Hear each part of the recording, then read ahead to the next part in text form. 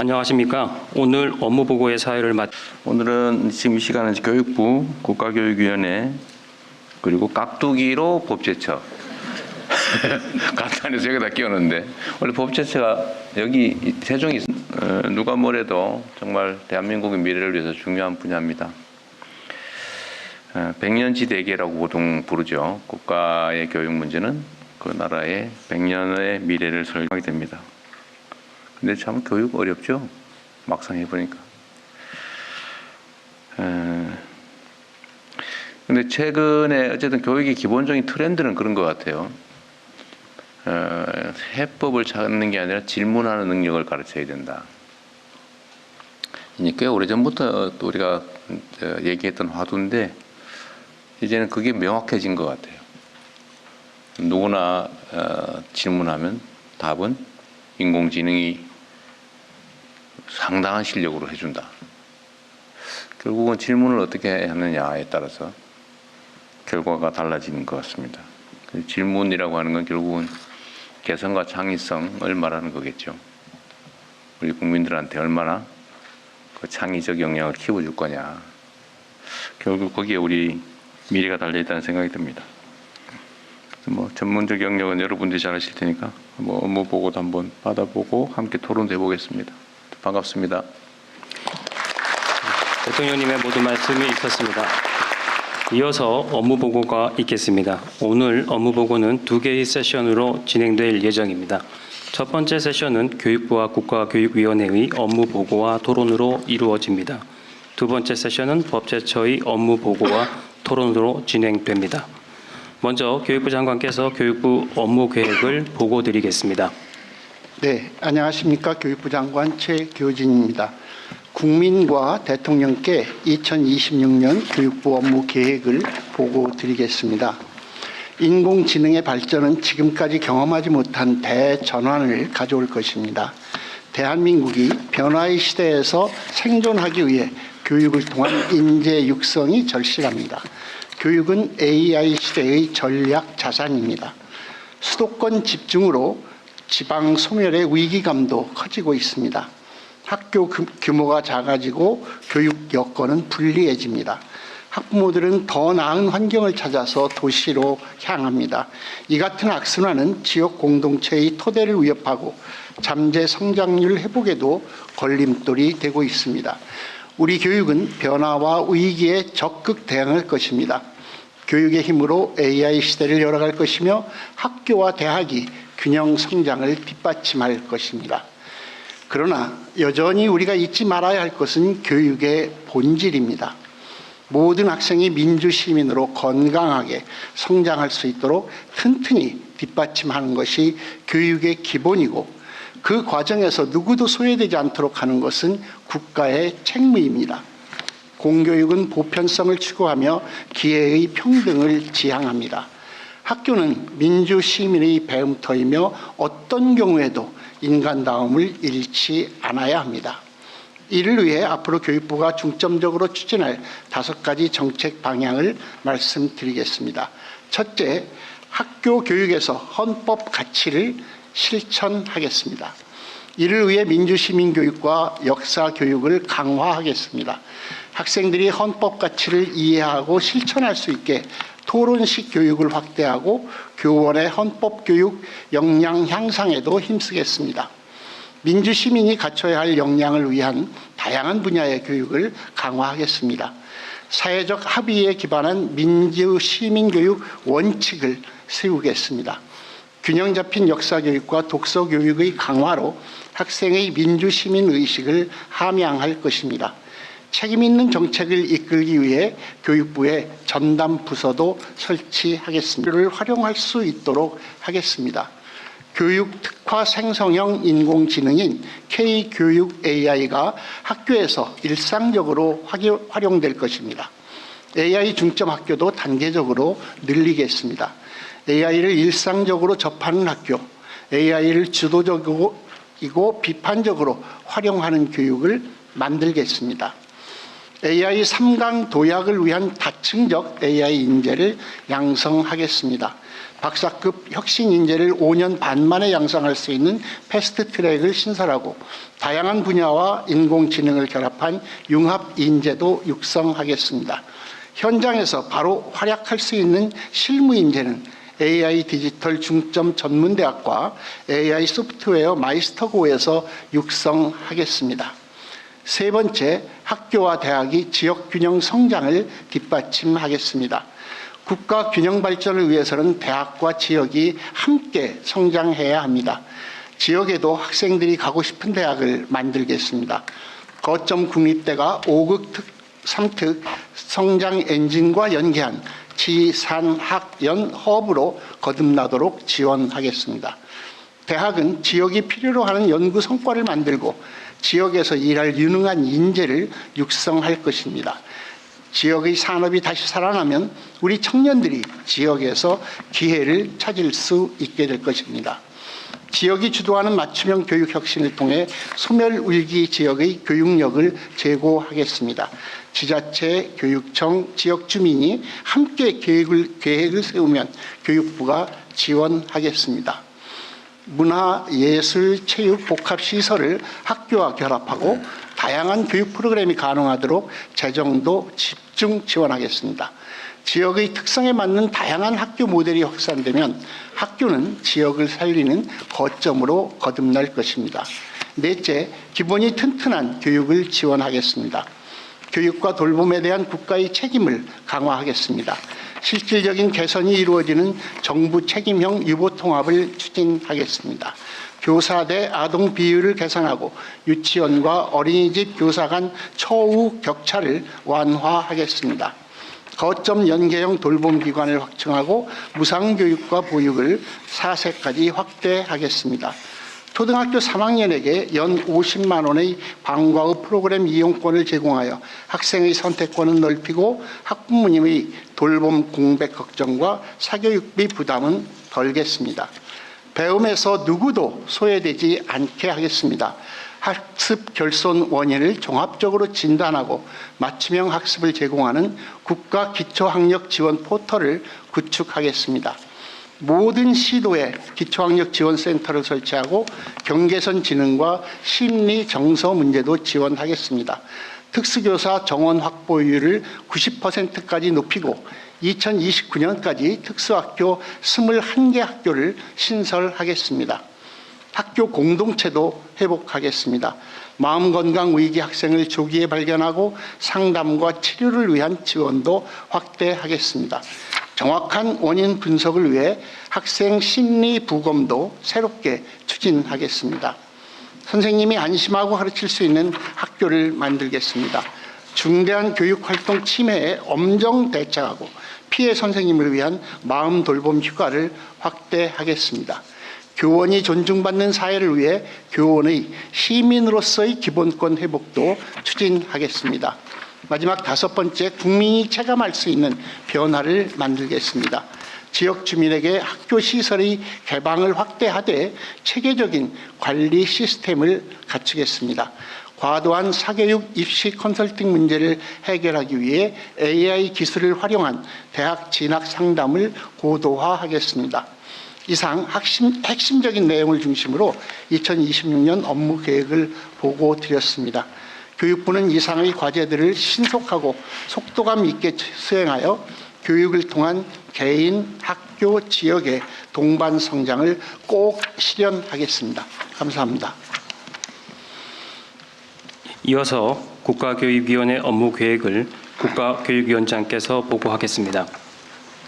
안녕하십니까. 국가교육위원장 차정현입니다.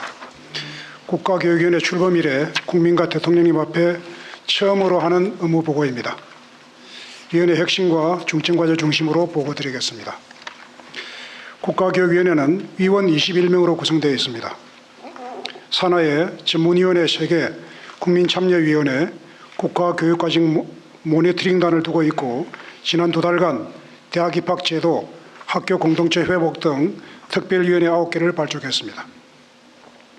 정부 출범 이후 주요 성과입니다. 첫째, 의사결정 과정의 투명성을 높였습니다.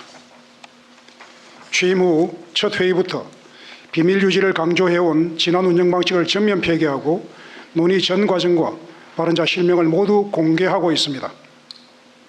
둘째, 국가교육위원회 기능 정상화를 추진했습니다. 수기 공론화 업무와 교육과정 조사 분석 업무의 전담 부서가 곧 신설됩니다. 특별위원회는 본격적 논의에 들어가고 있습니다. 논의 결과의 활용에 대해서는 토의 시간에 말씀드리겠습니다. 셋째, 관계기관 협업을 강화했습니다.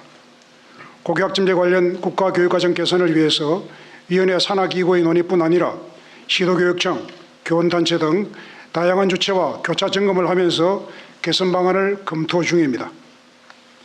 아울러 AI 3대 강국 도약을 뒷받침하기 위해 관계기관과 협력을 하고 있습니다.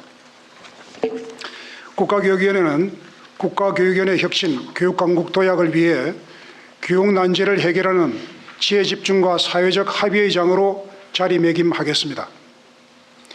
유능한 조직으로 전환하겠습니다. 교육난제가 많지만 국민의 지혜를 모아서 중장기적 해법을 찾겠습니다. 더욱 투명한 조직 운영으로 국민 신뢰를 반드시 회복하겠습니다. 10년 단위 국가교육발전 계획을 수립하겠습니다. 국가균형발전, 인공지능 대전환 등 국가적 의제와 연계되도록 논의하겠습니다. 권역별 타운홀 미팅 등을 통해서 국민 의견을 두루 듣겠습니다. 미래지향적 국가교육 과정을 추진하겠습니다. AI 시대 교육, 민주시민교육 등 국가사회적 요구에 부응하여 국가교육 과정을 개선해 나가되 학교 현장과 교육 주체들의 목소리를 충분히 수렴하겠습니다. 넷째, 주요 교육정책의 수기 조정 공론화를 강화하겠습니다. 교육정책에 대한 국민의견 수렴 조정을 활성화하고 국민과의 상시소통 창구인 국민참여위원회의 학생 청년 비중을 확대하는 등 운영을 내실화하겠습니다. 존경하는 국민 여러분, 대통령님을 비롯한 정부 관계자 여러분, 대한민국이 경제 강국에 걸맞은 교육 강국으로 도약할 수 있도록 소임을 다하겠습니다. 감사합니다. 네, 법제처도 마저 하고 오시죠. 왜요? 사실은 이건 뭐 토론 대상이 아니어서. 예, 바쁘신 가운데도 법제처를 깍두기로 끼워주신 대통령님께 감사드립니다. 하지만 깍두기가 없으면 아무리 잘 차린 밥상도 맛이 없을 것입니다. 예, 법제처는 건국 초기 국가 기틀을 마련하는 것에서 시작하여 국가 주요 정책을 제도화하는 과정에서 법제 전문기관으로서 중심적 역할을 담당하고 있습니다. 먼저 6개월간 성과를 말씀드리겠습니다. 법제처는 123대 국정과제, 564개 실천과제 이행을 위해 총 968개의 법령을 제정, 개정하는 국정과제 입법계획을 수립하였습니다. 1차로 연내에 109건의 법률안을 국회에 제출하고 65건의 시행령 제정 및 개정을 마칠 예정입니다. 신설된 국정입법 상황실에서 국정과제 입법 추진 상황을 모니터링하면서 55건의 주요 법안에 대한 법제 지원을 제공하였습니다. 산업재해, 건설재해, 공공의료, 의료데이터 등 다수의 법적 이슈에 대해 소관부처에 법적 자문도 제공하였습니다. 소상공인의 경제활동과 청년의 사회 진출을 지원하기 위하여 131건의 법령 정비를 추진하였습니다. 대통령님의 결정 선례 전면 공개 방침에 따라 각 부처의 1차 유권 해석과 특별행정심판위원회 재결례 5만여 건을 지난 11월 24일 국민들께 전면 공개했습니다. 향후 추진 과제를 보고드리겠습니다. 첫째, 속도감 있는 국정 성과를 위한 입법 지원입니다. 긴급 입법 지원 제도를 운영하여 부처 이견 등 지연 요인이 발생하면 법제처가 즉각 조정하거나 대안을 제시하여 국정과제 입법의 골든타임을 지키겠습니다. 둘째, 국민의 삶을 바꾸는 법제 혁신입니다. 법령 정비 조직 체계화를 통한 규제 개선을 추진하겠습니다. 중소기업이 일시불로 납부해야 하던 각종 부담금을 분할 납부가 가능하도록 하는 등 중소기업 경영 부담을 완화하고 청년의 경제활동을 지원하는 등 국민이 체감하는 정비를 추진하겠습니다.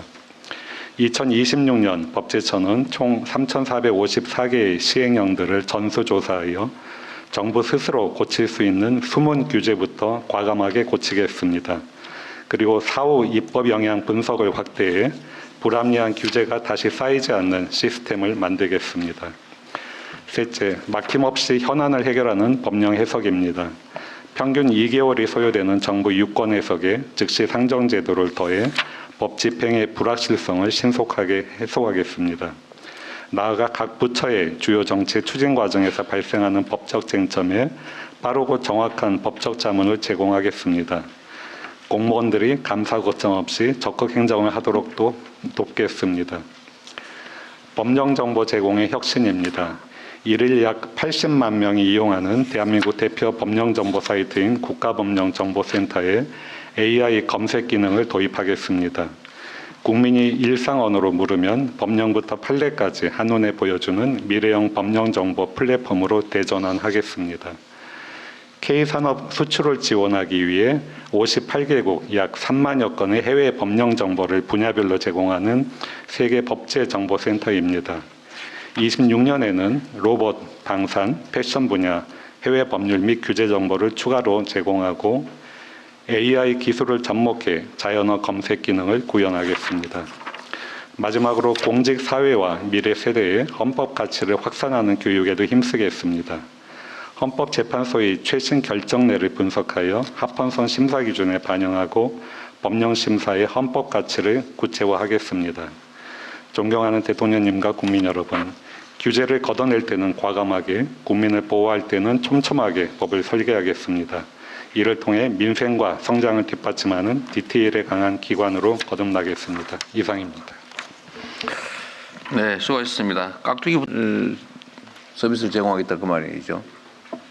영어로 안 해도 그냥 우리말로 치면 스위스의 무슨 법제에 대해서 물어보면 그 AI가 뒤져가지고 스위스 말로 뒤져가지고 우리말을 스위스 말로 바꿔서 스위스 말을 찾아서 다시 우리말로 바꿔주고 이렇게까지 해줄 건가요? 이제 그렇게 되면은 이제 사업비가 이제 수천억 원이 소요될 수 있을 정도로 방대한 사업이 되고, 저희가 하는 사업은 1년에 한 15억 원 정도 투입하는 굉장히 소규모 사업입니다. 그래서 1차로 현장에서 요청하는 법령들을 원문하고 번역본을 제공하는 것입니다. 현재까지 약 3만여 건의 정보가 누적이 되어 있습니다. 아니 우리가 예를 들면 스위스에 예를 들면 법령을 수집해 가지고 뭘 하거나 이러면 돈이 많이 들 텐데 그 나라에도 이미 시스템이 있을 거고 국가 간 협업을 통해서 그 자료를 연결만 하면 뭐 번역하고 해석하고 하는 건 인공지능 현재 상태로도 충분히 가능할 것 같은데.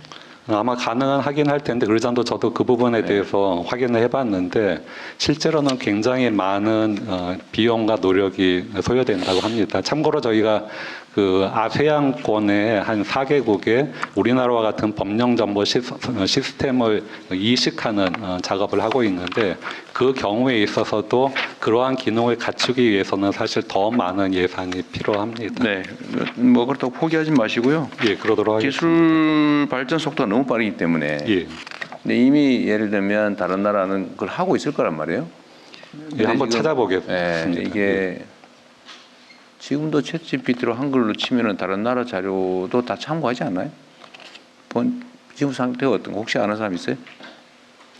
지금 예를 들면 다른 나라에 이 나라는 어떠냐 이렇게 치면은 한글로 치면 다 그쪽 나라 자료 검색해가지고 다 법제처에서 직원들이 이제 사실은 그 외부만 그 챗GPT를 예. 그게 아니고 그냥 그냥 상식적으로 전문적으로 아니고 그냥 챗GPT에다 치면 그거 나오네. 다른 나라 것도 다 뒤져가지고 한글로 다 표현해 주잖아요. 그러니까 그게 아마 뭐 가능한 방법이 있을 것 같으니까 그것도 전문가들하고 좀 연구를 같이 해보시죠. 예. 그 외에 법제처에는 더 이상 물어볼 게 없습니다. 예. 그다음 교육위원회는 같이 논의하면 될 것 같고, 일단은 제가 미리 전문 자료로 좀 몇 가지 체크해 보겠습니다. 하여튼 교육부 장관님이 말씀하신 것처럼 하여튼 인공지능 시대의 교육은 AI 보편 교육, AI는 예를 들면 한글처럼 문자처럼 산수처럼 쓸 수 있게 해줘야 되는 거죠 이제는. 그렇습니다. 네. 그냥 뭐 특별한 기술이 아니고 뭐 당연한 가장 보편적이고 기본적인 도구로, 네. 일상적 도구로 쓸 수 있게 해줘야 된다. 시스템이나 기술 역량이야 뭐 다른 부처에서 발굴할 텐데 하여튼 교육부는 평생교육도 그쪽에서 맡고 있는 거죠. 네, 그렇습니다. 그러니까 초중고 대학생뿐만이 아니라 일반 국민들의 평생교육 과정에서도 하여튼 인공지능을 어떻게 활용할 거냐. 네. 이런 기본적인 역량은 최대한 빨리 습득할 수 있게 해주셔야 될 것 같아요. 네.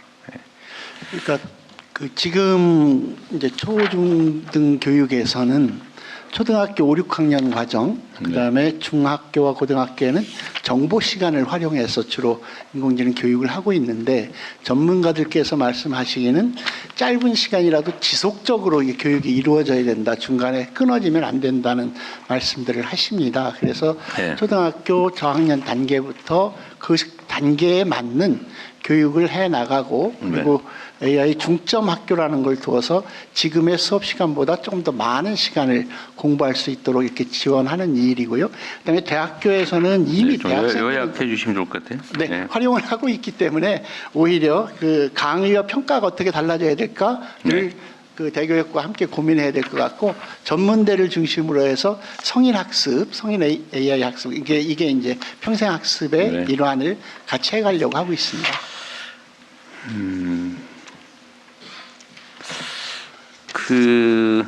일단은 아까 업무 중에 교원의 정치 기본권 확대 이게 명확하게 얘기를 하자면 교사들이 정치 활동을 아무 때나 뭐 막 아무 장소에서나 막 하게 하자는 게 아니고 네, 교육 현장을 떠나서 사적 영역에서 그렇습니다. 교육과 관계 직무와 관련 없이 정치적 표현의 자유는 보장해야 된다. 이런 정도죠, 그러니까. 네, 그렇습니다. 근무 시간 외에 직무와 관련 없이 사적인 영역에서 정치적 표현의 자유는 보장해야 된다. 정치적 표현을 할 수 있게 하자. 어쨌든 그런 거죠. 논란은 있습니다만 어쨌든 교사들이 너무 오랫동안 국민으로서의 기본적인 권리를 네, 그게 알겠는데 것을 네, 국민들이 걱정하는 거는 네, 이 선생님들이 정치적 중립을 해야지 학교 가지고 애들한테 한쪽 편들게 하고 막 이러는 거 아닐까?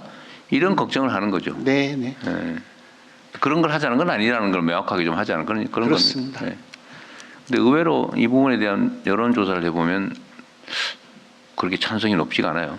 네, 교원들은 매우 찬성하는데 일정한 오해가 있는 게 사실이고 오해가 있는 것 같습니다. 네, 제가 보기에는. 지속적으로 그래서 그 점을 홍보하고, 명확하게 네, 그렇게 하겠습니다. 지금 현재는 선생님이 자기 익명을 자기 이름을 감추고 몰래 어디 트위터에 답글을 써도 지금 제재 처벌받는 거잖아요. 지금. 네, 근데 그건 아무 상관없잖아요, 그죠? 네, 하여튼 그런 거다라는 건데 저는 동의하는데 공감하는데 이걸 입법을 할지 문제는 어쨌든 국민들께서 이거 충분히 납득을 해야 가능하지 않을까 싶은 생각이 듭니다. 그리고 교육청하고 교육부하고 교육위원회 관계를 좀 정리를 좀 해야 될 것 같아요. 네, 일단은 과거의 논쟁 사안 중에 교육부 사무 중에 네, 초중고 교육에 관한 부분은 각 지역의 그 교육감, 네, 교육자치기관, 교육감에게서 다 넘기는 게 어떠냐는 논란이 있었던 것 같아요. 네, 실제로 많은 부분을 넘기는 것이 필요하다고 생각합니다. 그리고 극단적으로는 그러면 교육청 뭐 할 일도 없는데 없애자. 그 점에 대해서는 어떠세요? 하지만 중앙부처로서의 교육부의 기능은 일정하게 남아있다고 보고요. 재정이라든가 전체가 적어도 국가 전체의 방향을 정확하게 함께 하는 것은 매우 중요한 일이라고 생각합니다. 그렇긴 하죠. 다만 학교 현장의 구체적인 사안에 관해서 교육부에서부터 구체적 지침을 내리는 것이 오히려 현장의 자치성, 자율성을 회방한다는 현장의 의견들이 높아서 가능한 한 교육청과 협의해서 많은 권한을 학교 현장에 넘겨드림으로써. 근데 그 기능은 네. 교육위원회가 하면 되지 않냐 이런 얘기도 있는 거죠. 국가교육위원회가 하면 되지 뭐. 일반적인 방향이나 지침을 정하는 거는 교육위원회가 하면 되는 거 아니냐. 라는 얘기도 있죠. 네. 교육위원회 한번 얘기해 보세요. 네, 지금 현재 국가교육위원회 제가 뭐 편싸움 시키는 건 아닙니다. 아닙니다. 저는 지금 교육감님 말씀에 좀 동의를 하는 편이고요. 국가교육위원회는 중장기 국가교육 발전 계획을 세우고 좀 교육부와 교육청이 실행하는 계획들이 장기적인 일관성을 가지도록 계획을 세우고 또 국가교육 과정을 마련하고 이런 것들을 통해서 이제 국가교육계획의 일관성과 장기적 전략을 마련하는 역할을 좀 충실히 하고 그 역할이 약간의 규범성을 좀 더 강화되면 좋겠다. 네. 그런 역할로서 국가교육위원회가 제이대로 일하는 것이 우선급 선무이다 생각하고요.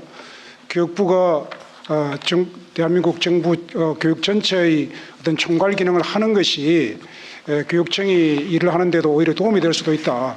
저는 그렇게 네. 생각하고 있습니다. 하여튼 교육부와 국가교육위원회 간의 관계는 좀 분명하게 뭐 이미 다 정해져 있긴 하겠지만 우리 국민 대중들한테도 좀 설명을 해두는 게 좋을 것 같아서 드린 말씀이에요. 네. 나누기도 해야 되겠지만 더 많은 협력이 또 필요한 네. 분야가 아닌가 싶습니다. 그래서 교육청이 할 일이 많죠. 네, 교육부가 없애자는 얘기는 아니니까 혹시라도 오해하지 마시기 바랍니다.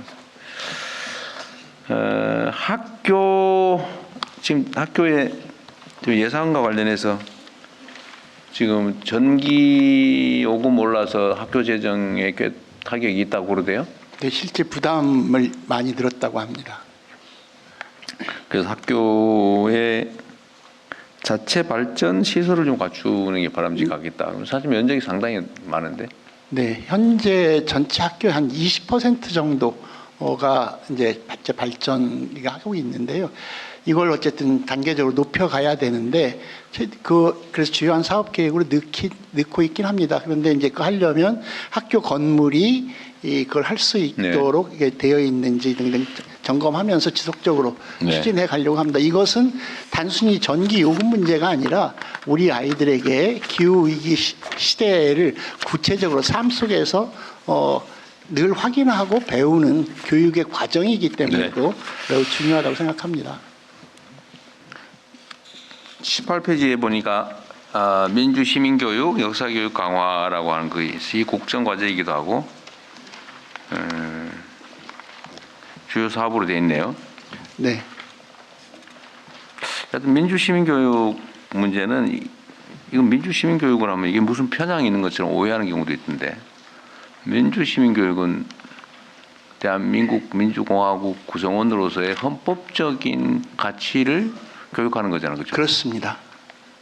당연한 거고 이건 실제로 좀 그래야 될 것 같고요. 제가 아까 다른 부처하고 얘기할 때도 얘기를 한 것 같은데 전 세계적인 현상을 보면 민주주의가 제대로 정착하고 발전한 나라는 경제적으로도 성장 발전하는데 민주주의가 파괴된 나라가 제대로 되는 나라가 없어요. 이건 명확한 사실 같아요. 경험적으로 보면. 그래서 그 민주시민교육은 하여튼 민주주의 교육, 헌법 교육 이건 정말 중요한 과제인 것 같습니다.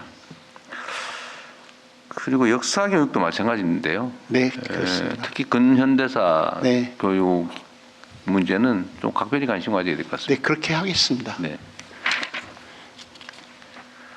해외 한국어반 교육 20페이지에 나와 있는데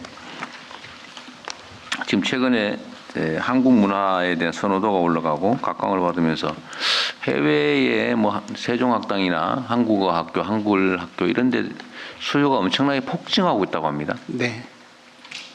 여기 외교부나 이런 데 문화부에서도 대응을 하겠지만 교육부도 전혀 무관하지는 않은 것 같은데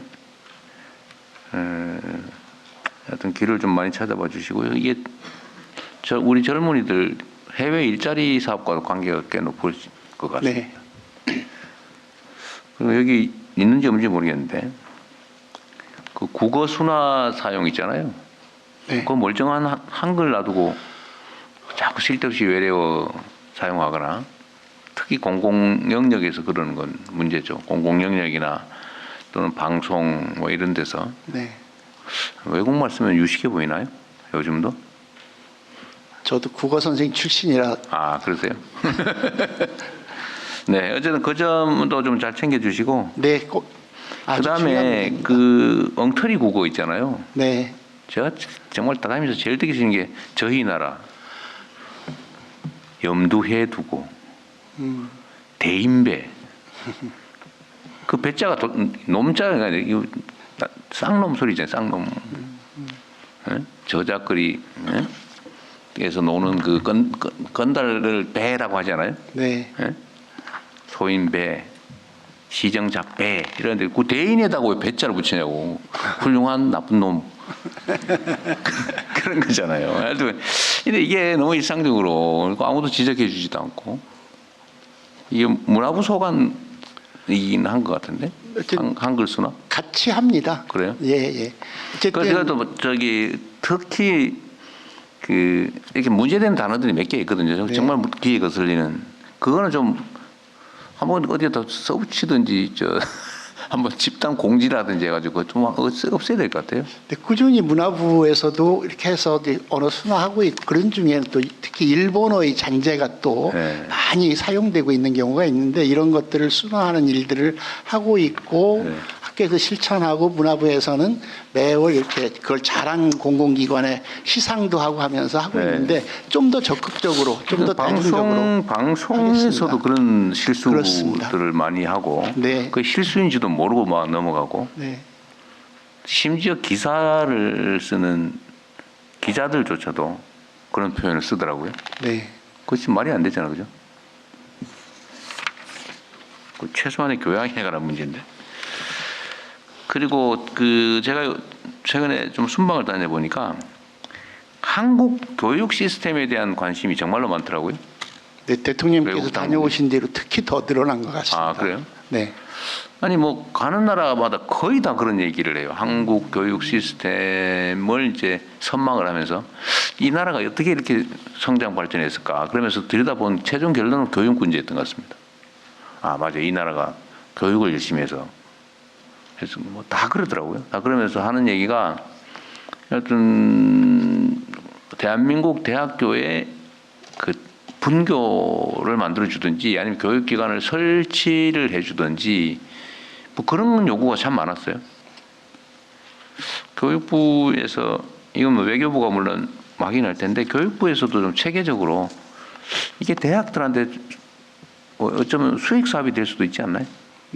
일단 수익이 안 나더라도 대한민국 문화를 알리는데 전파하는데 큰 도움이 될 것 같아서 재정적으로 약간 도와줘도 나쁘지 않겠다 그 생각이 들 텐데. 네. 함께 깊이 고민해 보도록 하겠습니다. 실제로 많은 나라 대사님들과 이제 인사를 나누고 있는데 그런 나라에서 실제로 와서 구체적으로 교육 분야에 관해서 어떤 교류가 가능할지 논의해 보거나 뭐 MOU 체결을 이야기하는 경우가 있는데 실제로 그 구체적인 내용들은 다른 부처 우리 외교부나 여러 부처들과 직접 네. 상의를 하면서 길을 열어가면 그러세요. 좋을 것 같습니다. 특히 한국어에 대한 그 요구가 많아서 한국어를 기본적으로 가르칠 수 있는 소양을 갖춘 네. 젊은이들이 외국 경험도 하고 가르침 있는 그런 그 일자리까지는 네, 어떻게 알겠습니다. 모르겠습니다만. 예. 네. 그리고 이거 수능 있잖아요, 수능. 네. 요새는 의외로 거기에 뭐 사회적 논쟁이 심하게 되는 것 같지는 않은데 이거 등급제 지금은 기본적으로 등급제를 하는 거죠. 네. 예, 점수로 너무 세부적으로 줄은 세우지 않고 등급별로 불러 묶는 거잖아요. 근데 이거 다른 나라에 추첨하는 나라도 있죠. 입학생 선발을 추첨으로 뽑기 해가지고 물론 일정한 자기가 갖춘 사람 중에서 추첨제는 점수제와 추첨제의 중간쯤 되는 거죠. 블록으로 묶은 그 내에서는 거의 추첨에 가깝지 않습니까? 네. 근데 블록 단위로는 경쟁을 하는 거고 순위가 있는 거고. 내가 여기까지만 얘기하겠습니다. 오해를 살 수도 있기 때문에. 하여튼 입시 제도에 대한 고민들은 정말 많이 해야 될 것 같아요. 근데 저는 그런 생각을 합니다. 입시 제도를 아무리 정교하게 바꾼들 근본적인 문제, 과열 경쟁, 과잉 경쟁 문제가 해결되지 않는 한 입시 방법을 아무리 바꿔도 그 자체가 대책은 되지 못하고 바꿨다고 욕먹고 문제 있다고 또 욕하고 그런 측면들이 있는 것 같아요. 예. 그럼에도 지금 이제 그 애워서 오지선다형으로 점수를 매기고 그걸로 경쟁시키는 시대는 아니라는 데까지는 상당히 합의가 있는 것 같고요. 네. 그래서 이 문제 어쨌든 대학 입시 문제나 수능 문제 같은 것은 그 국가교육위원회와 교육부가 머리를 맞대고 구체적인 방안을 마련하고 네. 국민적인 합의를 좀 짧게 만들어 해주세요. 가겠습니다. 네. 네, 죄송합니다. 어제 뭐 이렇게 다 책으로 내셨으니까. 네. 그 시험 문제를 객관식으로 하느냐 주관식으로 하느냐 결국은 공정성에 대한 의심 때문에 객관식하고 있는 거잖아요. 결국은 그러다 보니까 주관적 사고를 하는 게 아니라 제시된 데에서 고르는 해결사 비슷한 역량을 결국은 강요하는 꼴이 됐잖아요. 사실은 아까도 얘기했지만 질문하는 문제 제기하는 능력 이게 실제 진짜 능력인데 네. 5개 중에 어떤 게 맞냐는 사실은 그 인공지능 시키면 0.5초 내에 다 해결할 텐데 맞습니다. 그런 걸 뭐하러 합니까, 그죠? 네. 근데 문제는 불신 때문에 생긴 문제죠. 주관적 평가를 하게 되면 혹시 장난치지 않을까? 절대로 주관적 평가가 불가능하게 딱 고르는 걸로. 대통령님 그 문제에 대해서는 선논술형 평가가 대안으로 지금 적극 검토되고 있고요. 어떻게? 선논술형 평가. 선호 논술? 서술 논술형 평가. 서술 논술. 네, 그쪽을 줄여서 선논술형 평가라고 하는데 그것은 저 부산말 안 쓰면서 하시면 돼요. 쉽게 알아들을 것 같아요. 내신이나 수능에서 도입하자 그러는데 일단 내신이 좀 논의가 많이 진전되고 있고요. 네. 그것이 이제 가장 장애 요인이 뭐냐면은 이제 평가의 그 이른바 객관성이 있느냐. 그렇죠. 그리고 이제 교사들이 그 의무 부담이 굉장히 늘어나기 때문에 근데 그 답은 AI에게서 가져올 수 있습니다. 그러니까요. 네, 그래서 이제 그런 AI 과학기술 발전을 교육 혁신에도 좀 적극적으로 활용할 때가 되었고 좀 적극적인 논의가 필요하다고 생각합니다. 네. 네, 그리고 AI를 활용할 수 있는 방법이 교육 혁신에 많이 사용할 수 있다고 저는 생각하는데요. 특히 이제 우리 아이들의 그 진로적성을 판단할 때 사실은 지금 아무리 상담 교사가 있고 부모가 있어도 거의 주먹구구에 가깝습니다. 그래서 결국 적성에 맞지 않아서 대학 가서 아주 고생을 하는 아이들도 많고 한데 그 부분을 그 여러 가지 AI 그다음에 자신의 자율적 수업이라든지 그 활동을 전부 종합해서 진로적성을 판정해주는 AI를 도입하는 그런 기술이 가능하거든요. 네. 네, 그런 쪽으로 좀 적극적으로 논의해 보겠습니다. 하여튼 시험 유형이 결국은 학교의 교육 방향을 결정하잖아요. 네. 고민도 좀 많이 해야 될 것 같고 인공지능을 활용하는 것도 뭐 검토도 해봐야 되는데 좀 저는 최종 결론은 잘 모르겠습니다. 여러분들께서 잘 하셔야 될 것 같고요. 하나 제가 궁금한 거 물어보겠습니다. 지금 국립대들이 서울대부터 쭉 전국에 있잖아요. 근데 예산 지원을 하지 않습니까? 네. 지금 이제 통계적으로는 뭐 서울대는 1인당 예산이 뭐 6천 몇백만 원이고 저 지방대는 2천만 원 초반대다. 그래서 뭐 심지어는 3배 가까이 차이 난다. 했는데 얘기를 들어보니까 그거는 이제 연구 용역 계산이 포함돼서 그렇다는 주장도 있더라고요. 그러니까 서울대 같은 데는 연구 용역을 많이 받으니까 어쨌든 그것도 다 예산이라서 1인당 계산할 때 올라간다. 그러면 제가 이 문제를 빼고 그러면 하나 물어볼게요. 정부 재정으로 각 대학을 지원하지 않습니까? 온갖 명목으로 재정으로 경쟁 없이 예를 들면 연구 뭐 경쟁 이런 거 하지 말고 재정으로 임의로 배분해서 지원하는 예산들이 학교별로 어느 정도 차이가 납니까? 편차가? 자료 없어요. 그냥 총량만 있어요? 일단 서울대 같은 경우에는 그 서울대 법인으로 돼 있어서 제가 별도로 예산을 지원을 하는데 내년도 예산이 7천억 정도 7천억이요? 됩니다. 그럼 학생 나누기 해보면 딱 되겠네요. 네, 그렇게 되고 다른 학생들은 다른 다른 학교들은 연구 용역비를 빼면 그거보다 훨씬 연구 용역비를 빼면은 아까 3배 차이 나는데 그 실제로 그런 운영비나 경상비도 그 정도 차이가 난다고 보시면 됩니다. 그러니까 1인당으로 지금 얼마나 차이 나요? 어느 정도예요? 연구 용역 예산 빼고, 근데 경쟁에 의한 연구 용역 빼고 그냥 배분하는 거.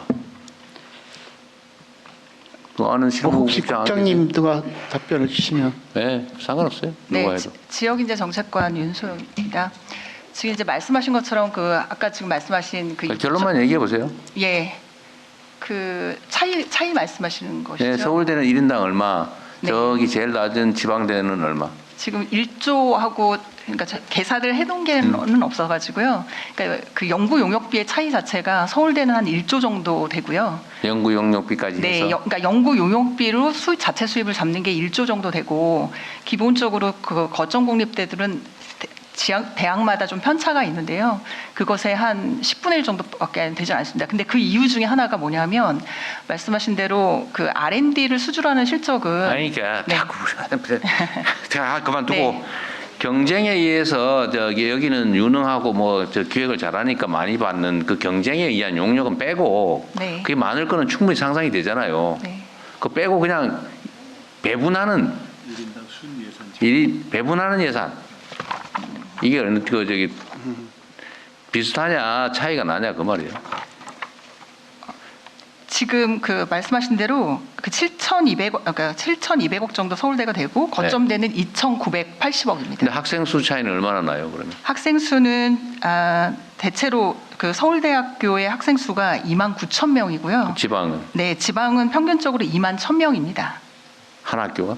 네, 그 큰 차이가 안 나네요. 그러니까 네. 지원금은 2배 이상 차이가 나는 건데 네, 두 배 정도 되죠. 네, 2,900억과 네, 학생 수는 2배가 아니라 한 20% 정도 많은 수준이니까 네, 그 서울대에다가 그 일방적 재정 지원 그러니까 분배되는 재정 지원이 더 많은 게 맞네요. 맞습니다. 근데 왜 지방에 있는 대학은 같은 대학인데 손가락이 5개인데 요 엄지 손가락에는 많이 하고 새끼 손가락에는 적게 하는 이유가 뭐예요? 그렇기 때문에 이번에 대통령님께서 아니, 과감하게 왜 이유가 뭐냐 이 말이에요. 이제까지 이유 말씀하시는 네. 것이죠. 그러니까 그게 이제까지는 조금 약간 그 과감한 어떤 투자보다는 그러니까 출연연에서 PBS 방식으로 하는 것처럼 기본적으로 좀 그러니까 서울대학교는 지금 법인입니다. 그래서 별도로 예산을 하고 있고요. 이 거천국립대 같은 경우는 기본적으로 경상비라든지 이런 것들을 최소화해서 주고 나눠주는 그러니까 사립대랑 동일하게 그러니까 학생 수는 별로 차이가 없는데 네. 그거 돼야 한 20% 정도 더 많은 수준인데 서울대가 다른 지방에 있는 공립대보다 네. 지원하는 금액은 용역 경쟁에 의해서 따는 용역 빼고 네. 지원받는 금액이 그 서울대는 7천억, 저 지방은 2천억 그런다는 거 아니에요? 맞습니다. 이유가 뭐였다고요? 모르겠으면 모르겠다고 하세요 그냥. 뭐 이유가 있을 것 같아서. 예, 대통령님 그거 공부 잘하니까 힘 세니까 서울이니까. 단적으로 말씀드리면 그동안 그 차이가 원래 있던 차이가 계속 누적되어 온 데다가 서울대는 법인이니까 통으로 예산을 거의 편성을 하고요. 거점국립대 같은 경우는 저희가 이제 예산 당국하고 예산 편성을 할 때 인건비 따로 편성하고 시설비 따로 편성하고 그거를 여기 통으로 줬고 저기는 항목을 나눠서 찢어 줬는데. 근데 이제 이 대학들이 서울대를 제외하고는 39개나 되는 국립대가 그렇게 많다 보니까 전체를 예산을 편성하는 데 있어서 아무래도 서울대에 조금 더 신경 써서 편성을 한 게 누적돼서 그렇게 된 것 같습니다. 그러니까 이게 옛날에 우리 저기 산업화가 진행되던 시대에는 자원이 없으니까 큰아들한테 몰빵했잖아요. 여자들은 저 식모하고 네. 밑에 동생들 학교 안 가고 저 농사 짓고 지게 지고 똥 푸고 그랬던 거 아닙니까? 근데 그건 자원이 없으니까 할 수 없이 한 군데 몰빵했는데 지금까지 그러고 있는 건 너무 잔인한 일 아닌가요? 그리고 이 큰아들이 이제 뭐 또 좋은 대학 나와서 사업도 잘해가지고 부자고 떵떵거리고 잘 사는데 거기다 계속 더 대주고 있는 꼴이잖아요 지금. 네, 맞습니다. 그래서 지역대학 지원을 더 늘려야 한다고 생각합니다. 그 올해는 그래서 얼마나 늘렸어요? 물론 제 내년에, 책임이긴 한데. 저희가 이제 앞으로 4년 재정당국하고 좀 협의하기는 앞으로 4년 동안 4조를 늘린다 정부 예산으로 이렇게 협의를 했는데 일단 9개 거점 국립대에는 8,755억 이 편성이 됐는데요. 나눠 갖는 거잖아요. 편성이 됐는데 그게 다 늘어난 건 아니고 한 4,700억 정도 늘어났습니다. 그러니까 늘린다고 늘렸지만 그 아직 차이가 너무 크잖아, 그죠? 네네 그렇습니다. 아니 서울대가 예를 들면 동문들도 튼튼하고 해서 뭐 외국에서 장학금 재원도 많이 받아오고 연구 용역도 많이 따오고 그건 그렇게 하는데 그거 말고 나눠 지원하는 것조차도 이렇게 차이가 엄청나게 나는 거는 정말로 뭐 지방대학 누가 하겠어요? 물론 뭐 공부 잘했으니까 좋은 데 들어갔다고 하면 할 말은 없는데 그게 진정으로 공정한 거냐? 네. 네? 그래서 이번에 늘린 예산을 저희 나름으로 서울대를 네. 줄이면 섭섭할 테니까 네. 지방을 최대한 늘려갑시다. 네. 지방대를. 고등교육 재정이 OECD 국가에 비해서 지금 60% 정도밖에 되지 않기 때문에요. 고등교육 전체의 파이를 늘려야 되는 거는 꼭 필요하다고 말씀드립니다. 네. 빨리 경제가 살아야지 그러니까. 네, 하여튼 제가 우리 국민들께서도 같이 공감해 주십사하고 드린 말씀입니다. 이게 너무 대통령께서 가장 강조해 주셨듯이 그 문제를 해결하기 위해서 어쨌든 국민주권 정부에서는 서울대의 70% 수준까지 지역 거점 국립대의 네. 예산 지원을 늘리겠다. 그렇게 해서 그 학교들이 살아남으로써 지역이 함께 살아가도록 네. 하자는 걸 열심히 교육부에서도 하겠습니다. 그 요새는 저런 얘기는 안 하나요? 저때 한참 정치적 논쟁거리였는데 그 서울에 있는 국립대를 지방으로 옮기자. 요새는 더 이상 얘기 없어요? 그런 얘기가 나오다가 그게 굉장히 무리한 얘기인 것이 이제 많이 이제 밝혀졌고요. 그래서 지역에 서울대를 만들자 이렇게 추진하고 있습니다. 그런 얘기도 있었다 한때는. 네. 자 이제는 산학기관들 얘기 좀 해볼게요. 한국장학재단 어디 이사장님이세요? 뭐 장학재단은 주로는 학자금 대출 이자 문제가 꽤 논쟁거리인 것 같아요, 그죠? 예, 1.7% 조금 주고 있습니다. 1.7%로 1.7%. 예. 졸업 후에도 수입이 생길 때까지는 요새는 면제해주고 그렇게 그렇습니다. 예. 바뀌었죠. 예. 대상도 좀 늘리고 있고. 예. 네. 교육비, 학비 때문에 빚쟁이 돼가지고 신용불량 되지는 않게 좀 해주시면 좋을 것 같습니다. 그렇게 하겠습니다. 네. 예. 국가평생교육진흥원은 누가 나오셨나요? 예, 여기 있습니다. 네, 예. 그 직함이 뭔지, 예. 성함이 뭔지도 얘기하십시오. 예, 국가평생교육진흥원장 직무대행 심한식입니다. 직무대행이에요. 여기도 결혼된 모양이죠, 원장님이? 네, 그렇습니다. 직원은 177명이고 이것도 되게 중요한 기관인데 의외로 인원수는 많지 않네요. 예, 저희가 사업을 위주로 해서 지금 저희 2008년에 설립된 이후로 꾸준히 늘려온 수입니다. 평생교육은 정말 중요한 사회적 의제인데 내가 지금 다른 부처의 산하 기관들 보다 보니까 이거 보니까 애게 이런 생각이 드네. 교육부가 힘이 없어서 그런가요? 평생교육 자체 예산이 교육부 1% 안 되죠? 1%쯤 됩니까? 예산이 569억밖에 안 된다고? 예, 안 됩니다. 네. 대략 1% 정도 569억이네. 전체 다 해서. 네. 하여튼 좀 평생교육도 사실 많이 키워야 될 영역인데 그러니까 알겠습니다. 동북아 역사재단은 누구 나오셨어요? 동북아역사재단 이사장 박지향입니다. 네. 동북아 역사재단은 역사문화 왜곡에 대응하는 조직이다. 일본, 중국의 독도주권 수호 국제학술교류협력. 이 역사교육 관련해서 무슨 환빠 논쟁이 있죠? 저는 잘 모르겠습니다. 왜 몰라요, 그거를? 환빠 논쟁이라고. 아는 사람 없어요? 그잖아, 당군 아, 환단국이 그 저기 예. 그 주장하고 연구하는 사람들을 보고 비하해서 환빠라고 부르잖아요. 그런 데는 아예 동북아 역사재단은 특별히 관심이 없는 모양이군요. 고대 역사 부분에 대한 연구를 놓고 지금 다툼이 벌어지는 거잖아요. 네네, 그렇습니다. 그러면 여기 동북아 역사재단은 고대 역사 연구를 안 합니까? 열심히 하고 있는데요. 지금 소위 이제 제야사학자들이라고 하는 대통령께서 말씀하시는 게 그분들 얘기인 것 같은데. 맞아요. 예, 그분들보다는 이제 전문 연구자들의 이론이 주장이 훨씬 더 설득력이 있기 때문에 저희로서는 아마 이제 전문 연구자들의 의견을 받아들일 수밖에 없습니다. 증거가 없는 건 역사가 아니다. 일단은 역사는 사료를 중심으로 하고 있죠. 사료가 물리적 증거를 말하는 건지 역사적 문헌에 있는 게를 증거라고 하는 건지는 논쟁거리죠. 기본적으로는 문헌 사료를 저희는 중시하고 있습니다. 환단고기는 문헌이 아니에요.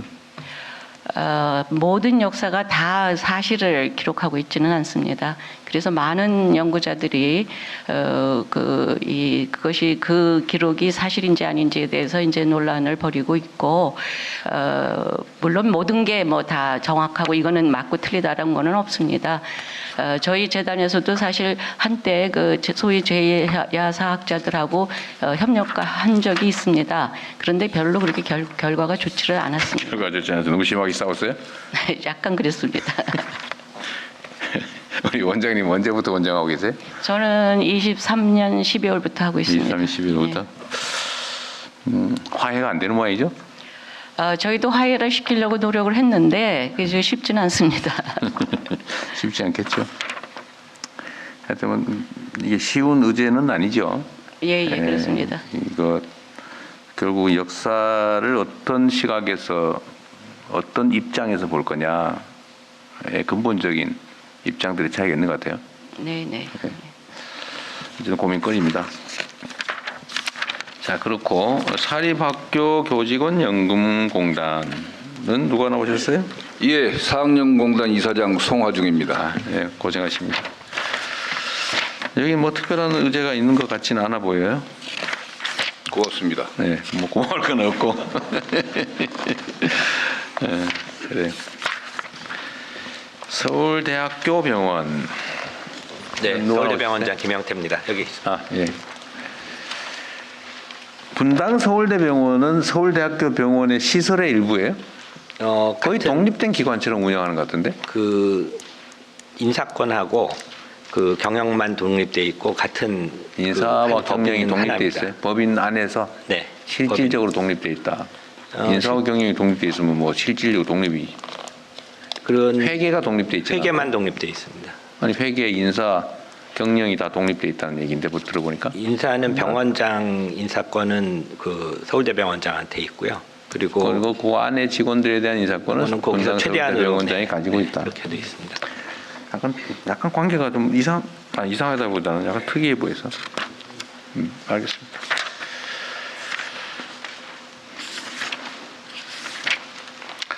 한국고전번역원은 어디? 여기 있습니다. 그러시군요. 고전번역원은 번역할 고전이 많아요? 예, 일반인들이 인식하는 것보다는 엄청 많습니다. 했던 걸 또 하는 거예요? 아니면 안 했던 걸 했던 것은 한 30년 전에 했던 것을 일부분 하고 있고 했던 걸 다시 하는 것도 하고 대부분 재번역이 한 30년 지나면 해야 되기 때문에 근데 이 생각보다는 엄청나게 많은 대표적인 게 뭐예요? 이조실록? 조선왕조실록 외에도 일성록이라든지 일성록은 뭐예요?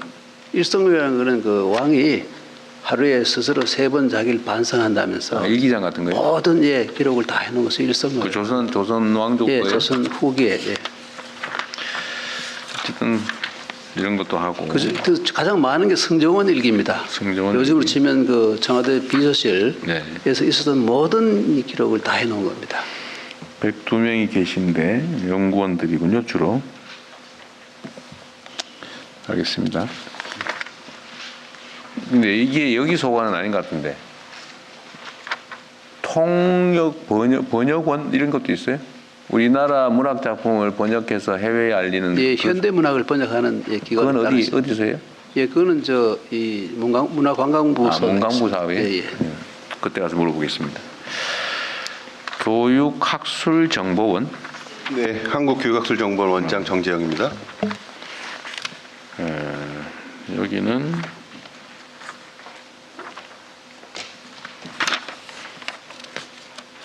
하는 일이 많네요. 대표적인 것은 유초중고 교육행정 시스템, 교육정보 시스템, 그 재정정보 시스템 등을 운영하고 있습니다. 그렇군요.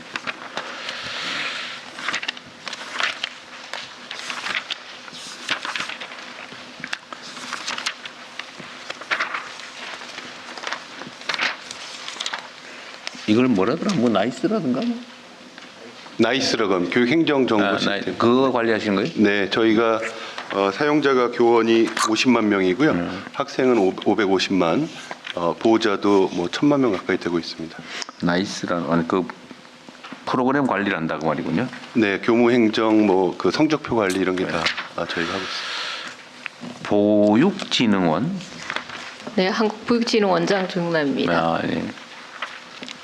보육진흥원은 영유아 정책 허브기관.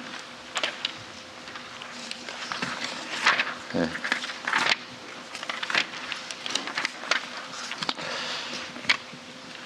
한국사학진흥재단 어디 계세요? 네. 네, 이사장 이하원입니다. 네. 사립학교 자금융자, 기숙사 건립 사업. 네. 사립학교의 자금융자 사업 뭐 이런 건 안 해요? 청산. 네, 교육환경 개선. 재원은 어디에서 나오는 거예요? 기금으로 해서. 사학진흥기금에서. 네네, 사학진흥기금에서. 사학진흥기금의 재원은 어디서 와요? 국가에서 빌려서 하고 있습니다. 국가에서 빌려요? 네, 빌려서 융자하고 그걸 아주 저리로 그렇게 하고 다시 우리가 국가 재정에서 빌려줘요? 그거 좀 이상한데? 그 LH나 뭐 이런 데서 빌리고 있습니다.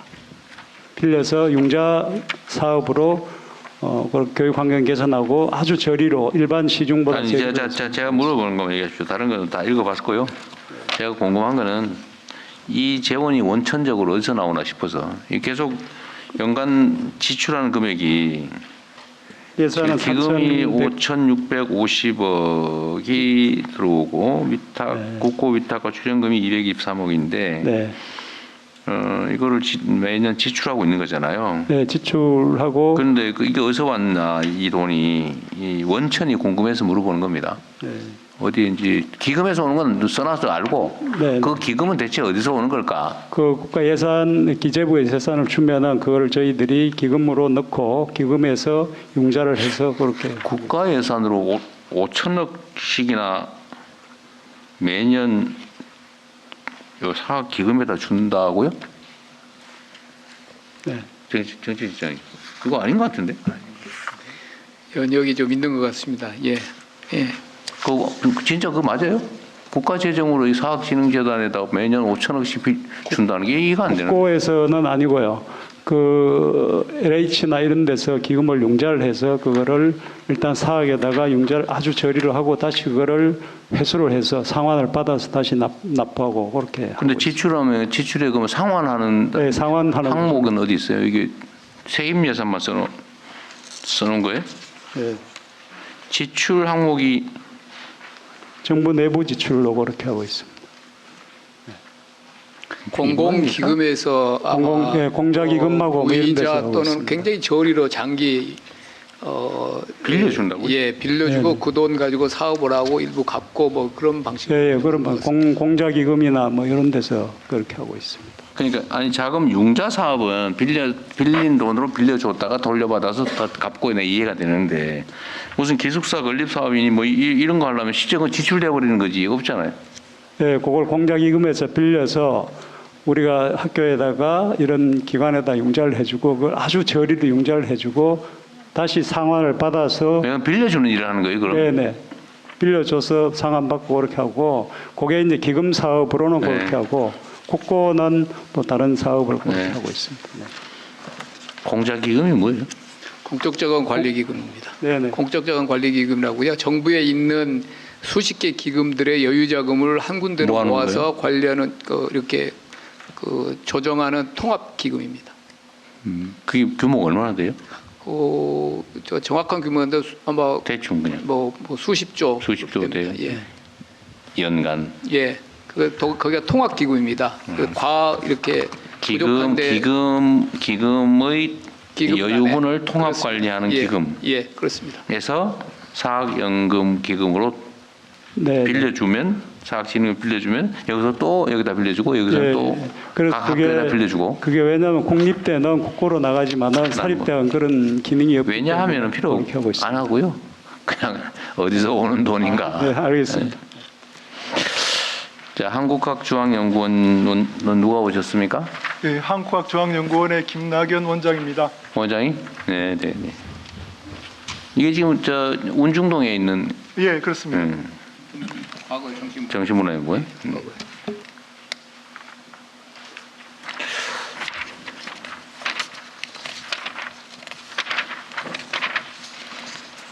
네, 수고 많으시고요. 네. 이제 병원들이 쭉 있나? 원주 치과대병원 뭐 오셨어요? 안 오셔도 될 것 같은데. 원주 치과대병원. 오늘 참석하지 않으셨습니다. 그래, 병원들은 안 오겠죠. 강원대학교 병원도 마찬가지. 병원들.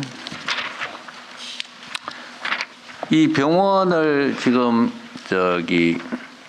복지부로 넘기는 작업을 하고 있는 중이에요? 입니다. 법사위까지 지금 통과됐습니다. 네.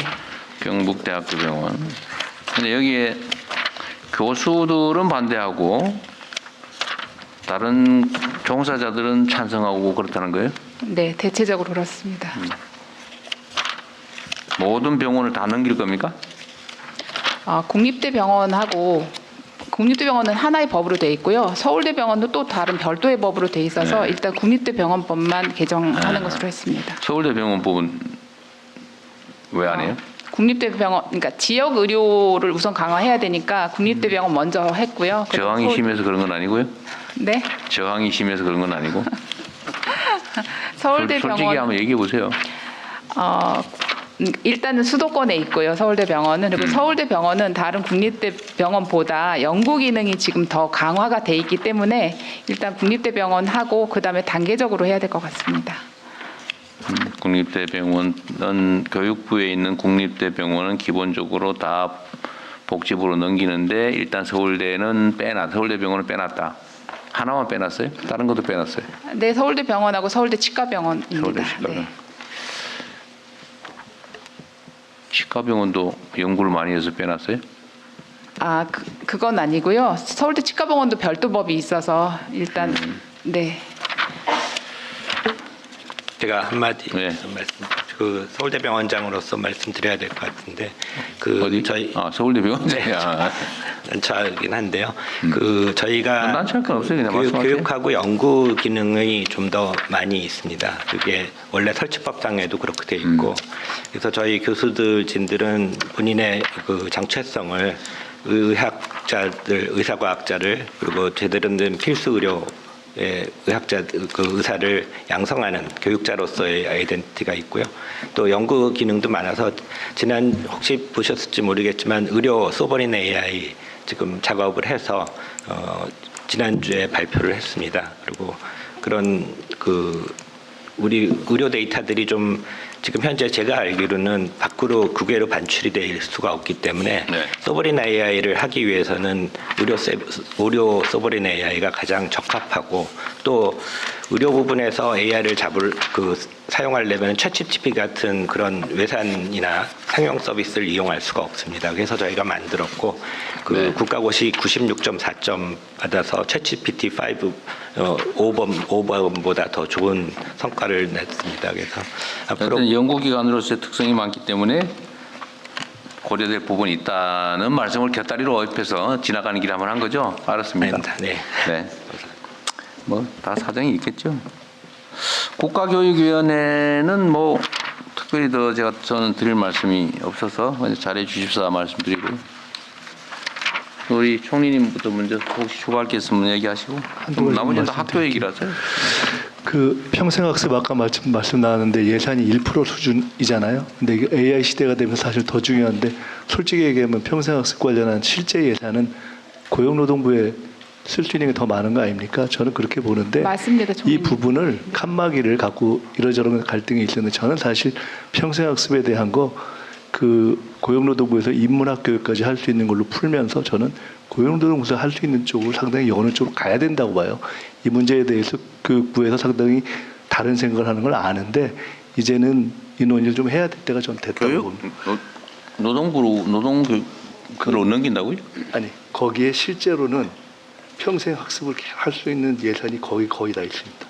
그건 주로 노동교육에 집중된 거 아니에요? 그게 온 국민에게 다 열려 있습니다. 그래서 한번 논의를 좀 해야 됩니다. 근데 그거는 그 주안점이 뭐 노동전환에 대한 대응이라든지 아니면 주로 직업을 구하거나 이런 데 집중되어 있는 거예요? 통상 직업 교육으로 되어 있는데요. 실제로는 쓸 수 있는 대상이 거의 일반 국민에게까지도 상당히 열려 있는 부분이어서 이게 AI 평생 교육 시대 한번 이 논의를 해야 될 때가 전 됐다고 봅니다. 그래서 요거 한번 조금 이렇게 서로 문을 열고 논의를 해봤으면 좋겠고요. 다음에 그 한번 주제를 잡고 이 부처가 논의를 하겠습니다. 교원 정치 기본권을 취지를 달리하면 방과후 의사표현 보장인데 똑같은 얘기를 교원 정치 기본권 확대라고 하니까 부담이 커지는 것 같아요. 저는 그 부분 조금 지혜롭게 프레임과 제목부터 좀 정치적이지 않게 좀 접근을 하는 것을 생각해 봐야 되는 거 아닌가 생각이 있고요. 오늘 아침 어느 신문에 기사에 보니까 아까 말씀하신 K대학이라 그래가지고요. 무슨 하와이에서 하와이에 있는 미국 사람들이 모여가지고 한국에 대학 가는 거 설명을 하는데 꽉 찼다는 거예요.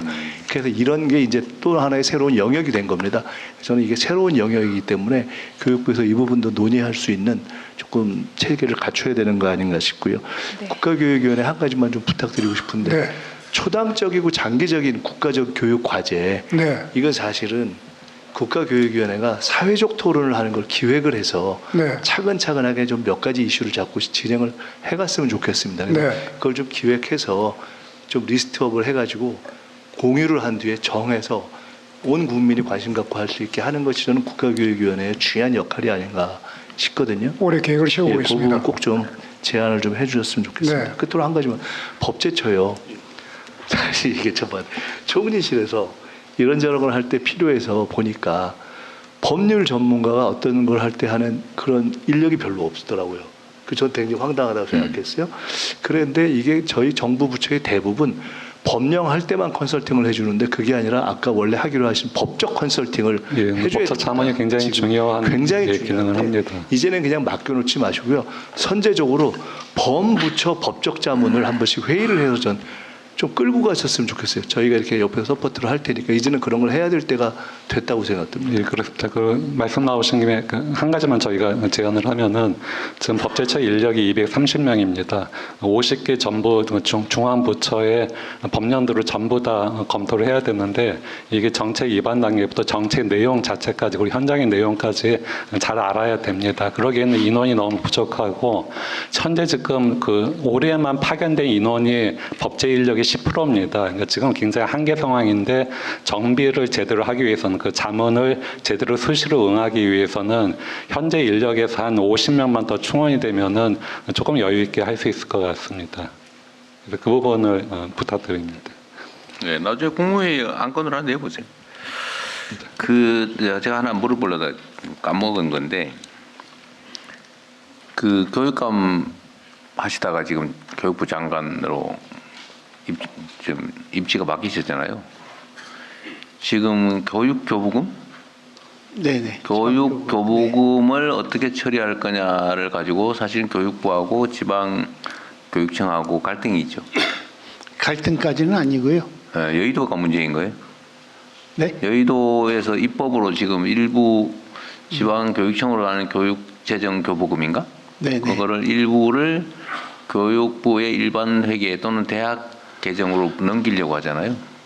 일부 지금 하고 있고. 네, 극히 일부 하고 있습니다. 그에 대한 의견은 어떠세요? 사실 지방교육재정교부금에 관해서 다양한 여러 가지 말들이 많은데요. 실제로 시도교육청의 예산을 들여다보면 실제로 교육부 그 예산의 거의 80% 이상이 인건비, 경직성 경비입니다. 그리고 그 교육청에 요구되는 학교 현장에 요구되는 학생 수가 줄어든다고 다양한 지출이 줄어들기가 쉽지 않다. 근데 새로운 사업은 계속 늘어나고 있고 투자할 곳은 그리고 어떻게 보면은 새로운 시대가 가는 속에서 우리 아이들의 교육 환경을 개선해 주는데도 사실 굉장히 많은 예산이 필요해서 지방교육 재정 교부금을 손대기보다는 고등교육 그 재정 교부금을 새롭게 어떻게 모색할 것인가를 같이 고민해야 되는 것 아닌가 하는 생각은 가지고 있는데 이제 그 예산 당국이 그러니까 다른 부처하고 예산 당국 웃으시잖아요 지금. 그 정체성을 교육감으로서의 정체성을 여전히 가지고 계신 거예요? 아닙니다. 편드는 건 아니고. 마침 우리 교육감 협의회 회장님도 마침 오셨는데요. 회장 강은입니다. 물론 지방교육 재정에 대해서 저희 시도 교육감 협의회에서 무조건 주장하는 건 아닙니다만 지금 고등 평생 교육 재정에 저희가 일부 재정을 이관해서 5년 그 전에 한시법이 지금 다시 연장된 상황입니다. 3년간 하기로 했나요? 5년간 연장이 됩니다. 앞으로 5년? 네. 그래서 그랬어요? 예, 그런 1년에 1조 5천억인가요? 네, 1조 5천억 혹은 2조 정도를 대학 교육 계정으로 옮기는 거예요? 네. 고등 평생 교육 재정으로 이관되어서 예산 부수 법안으로 통과된 이미 5년간 하는 걸로 결정이 돼 버렸군요. 예. 그래서 지방교육 재정이 이제 학생 수가 줄어들면 순차적으로 줄어드는 게 아니라 학생 수는 학교에서 조금씩 줄어들기 때문에 구조 조정이 현재까지는 좀 어렵습니다. 그래서 학생 수가 줄어드는 게 실제적으로 영향이 미칠 수 있는 시기는 2030년 정도로 저희 교육감들은 예측하고 있고요. 그와 더불어 교원 정원 부분도 굉장히 심각한 상황입니다. 초등은 줄어드는 상황이어서 좀 순환이 되고 있지만 좀 요약하면 좋겠네요. 네, 그래서 이 부분을 말씀드리고 싶습니다. 지금 40, 50대에 집중되어 있는 교원들이 배정되어 있기 때문에 이 30대 교원을 지금 급격하게 줄여서 뽑는다면 미래 100년 대계에서 교원 수급에 상당히 문제가 될 것으로 보고 있습니다. 남는 게 없다. 지금 있는 얘기죠. 뭐 그렇겠죠. 자, 또 이제는 제가 드릴 말씀은 다 드렸고 총리님 말고 다른 분 하실 말씀은 가급적인 대통령실은 자중하면 좋겠고 여기 참석하신 분들 중에 하시고 싶었던 얘기, 못한 얘기 하십시오. 예, 안녕하십니까 대통령님. 대교협 회장을 맡고 있는 전북대 총장 양호봉입니다. 대통령님께서 고등교육에 관심을 많이 가져주셔서 깊은 감사의 말씀을 드리고요. 특히 지방대 육성에 굉장한 관심을 가지고 감사의 말씀드립니다.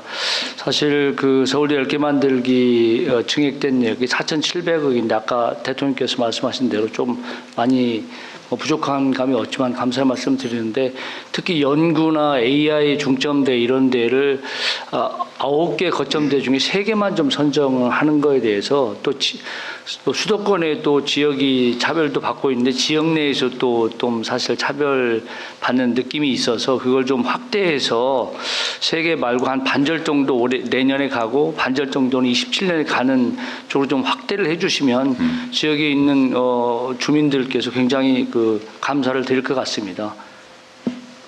참 어려운 일이죠. 그걸 쭉 펴버리면 거의 효과가 없어서 그렇다고 지금 재정이 그걸 다 하긴 어려워서 하여튼 그런 어려움들이 좀 있는데 하여튼 말씀하신 거는 충분히 감안하도록 하겠습니다. 네, 또 하실 말씀 하시죠. 한 말씀 올리겠습니다. 네. 대통령께서 이 엉터리 국어가 많이 쓰이고 있다 해서 이 대인배라는 말씀을 하셨는데요. 이게 정말 소인배에 서당되는 거지 대인배 있을 수 없는 이거는 왜 소인배의 반대말이 대인인데 배자를 갖다 붙여가지고 이게 한자를 하도 안 배워서 그렇습니다. 그렇죠. 기본이죠. 그래서 이 대통령의 그 성함도 학생들이 그 있을 때자에다 발글명을 모릅니다. 모르겠죠. 네, 그 정도 심각한 상황. 그래가지고 죄명이라고 쓰는 사람 있잖아.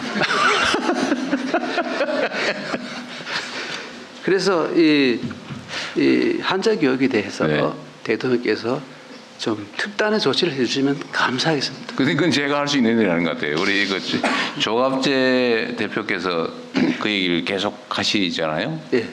한자 병용 병기. 네. 근데 지금은 참 그 한글 배우기도 힘들어가지고 막 그 글자 막 끄적끄적 하고 있는데 그 한문 강제로 가르치라 그러면 난리 날 것 같은데. 한문을 좀 배우면 우리 국어가 정말 그 좋아집니다. 저는 개인적으로 그런 생각해요. 아니 1,800자만 배워도, 네. 아니 1,000자문만 좀 배워놔도 그렇습니다. 대개의 단어들의 그 깊은 의미를 쉽게 이해할 텐데 예. 사고 능력을 키우는 데 도움이 될 것 같긴 해요. 저는 개인적으로 그렇게 생각합니다. 큰 도움이 그런데 됩니다. 그걸 제도로 도입할 수 있을지는 엄청난 큰 벽을 넘어야 될 것 같은데요. 어쨌든 그것도 고민거리긴 해요. 그 단어의 깊은 의미를 생각할 틈이 없잖아요, 그죠? 예. 고전을 번역하시다 보니 그 생각이 드시겠군요. 예, 그렇습니다. 네. 대통령님 마무리 시간이 다 된 것 같아서 한 말씀만 짧게. 여기 또 있대요. 여기 네. 먼저 하고 난 다음에 네, 네. 마지막에 하십시오. 네. 말씀하십시오. 네. 네, 한국전문대학 교육협의 회장입니다. 뭔 대학?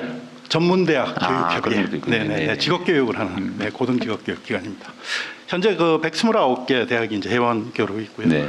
과거 한 4, 5년 전까지는 주로 학령기 고등학교 졸업하는 학생들이 네. 입학을 했다면은 지금은 아시는 것처럼 우리 평생 직업교육의 중요성도 언급하셨는데 성인 학자가 굉장히 많이 늘었고요. 아, 그래요? 또 저는 학교가 소재한 곳이 부산인데요. 제2의 도시인데도 불구하고 산업체 인력이 현장 인력이 많이 부족합니다. 그러다 보니까 이제 해외에서 유학생을 유치하는데 과거처럼 공부하고 돌아가는 유학이 아니고 공부하고 지역에 취업하고 정주하는 그러한 유학이다 보니까 전문대학의 유학이 지금 많이 늘고 있습니다. 그런데 이제 그걸 지금 제도적으로 허용을 한 상태인가요? 네, 지금 비자 문제라든지 많이 완화가 됐습니다. 네.